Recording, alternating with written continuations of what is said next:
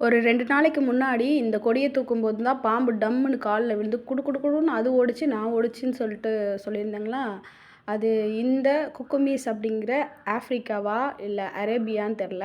அந்த குக்கும்பர் தான்.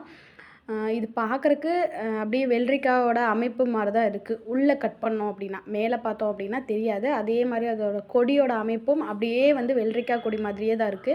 உங்களுக்கு பார்க்கும்போதே தெரியும். வெள்ளரிக்காய் பூ வச்சா எப்படி அந்த மஞ்சள் கலர்ல பூ வைக்கும், அதே மாரி தான். அதே மாதிரி அதோட கொடிகளும் சேம் அதே அமைப்பில தான் இருக்கு. ஆனா காய்கள் மட்டும் தான் வித்தியாசமா இருக்கு. இது நெறைய இடங்கள்ல எங்க பார்க்கலாம் அப்படின்னா, வேலி ஓரங்கள்ல அது பாட்டுக்கு தொங்கிட்டு இருக்கும். பச்சையா இருக்கும்போது நம்மளுக்கு தெரியாது. செடியும் பச்சையா இருக்கனால. இது நல்லா பழமாச்சு அப்படின்னா மட்டும் தான் நம்மளுக்கு தெரியும். இது மஞ்ச மஞ்ச கலர்ல நல்லா சீரியல் பல்ப கட்டி தொங்க விட்ட மாதிரி அவ்வளோ அழகா இருக்கும். ஆனா இது வந்து சாப்பிடக்கூடியதா என்னன்னு எனக்கு தெரியல. இதில வேற என்ன மருத்துவ பயன்கள் இருக்குன்னும் தெரியல. இதுக்கு முன்னாடி உங்களுக்கு காமிக்கலாம் அப்படின்னு சொல்லிட்டு தான் ஒரு 4, 5 காய்கள் எடுத்துட்டு வந்து வீடியோ